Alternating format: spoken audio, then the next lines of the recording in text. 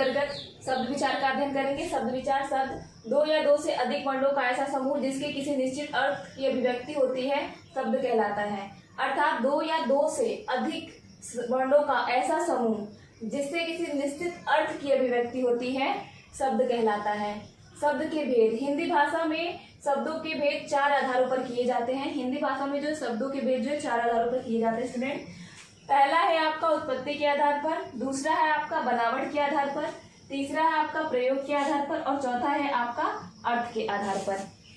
पहला उत्पत्ति के आधार पर। उत्पत्ति के आधार पर शब्द 5 प्रकार के होते हैं। उत्पत्ति के आधार पर जो है शब्द स्टूडेंट 5 प्रकार के होते हैं।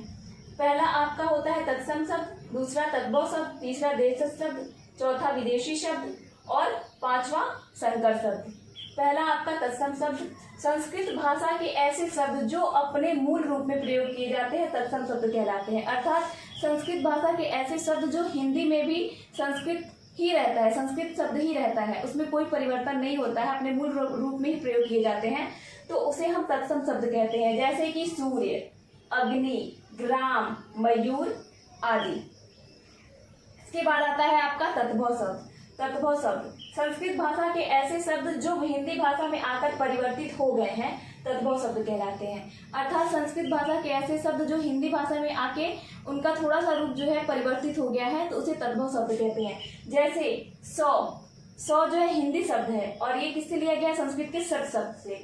उसके बाद सांप हिंदी शब्द हो गया और सर्प जो है संस्कृत शब्द हो गया। घी हिंदी शब्द, घृत जो है संस्कृत शब्द, माता हिंदी शब्द और मात जो है संस्कृत शब्द। इसके बाद आता है देशज शब्द। ऐसे शब्द जो भारत के विभिन्न क्षेत्रों तथा आम बोलचाल की भाषा से लिए गए हैं देशज शब्द कहलाते हैं।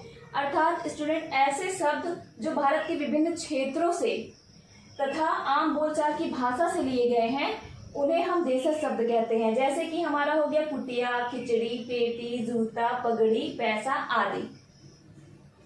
इसके बाद आता है स्टूडेंट विदेशी शब्द। ऐसे शब्द जो दूसरे देशों की भाषाओं से हिंदी भाषा में आए हैं, ऐसे शब्द जिनको हम दूसरे भाषाओं से जो है हिंदी में प्रयोग करते हैं तो उसे हम विदेशी शब्द कहते हैं। जैसे गैस, पेट्रोल, ड्राइवर, ये क्या है, ये अंग्रेजी भाषा के शब्द हैं जिनका प्रयोग हम हिंदी में करते हैं। उसके बाद है हजार, खून, ये फारसी भाषा के शब्द हैं जिनको हम हिंदी में प्रयोग करते हैं। उसके बाद किताब, आदमी, औरत, ये अरबी भाषा के शब्द हैं जिनका हम प्रयोग हिंदी भाषा में करते हैं।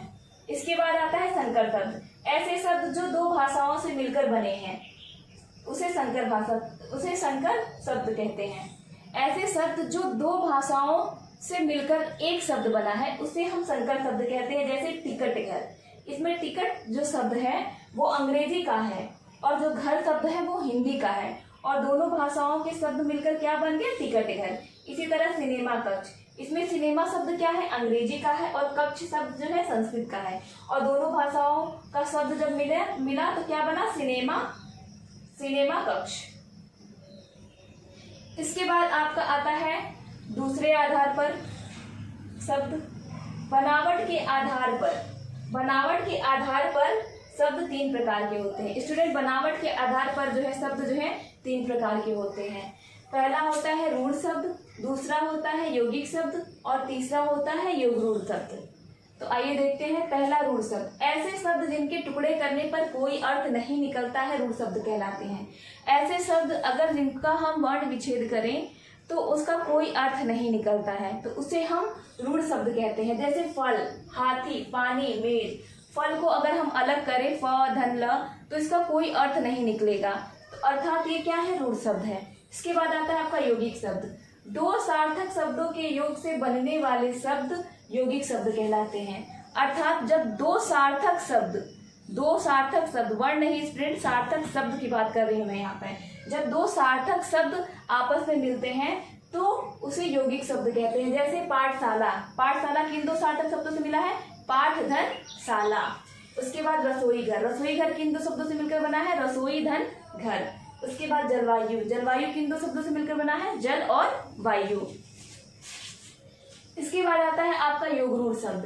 ऐसे शब्द जो यौगिक तो हो पर उनका प्रयोग किसी विशेष अर्थ में होता है, योगरूढ़ शब्द कहलाते हैं।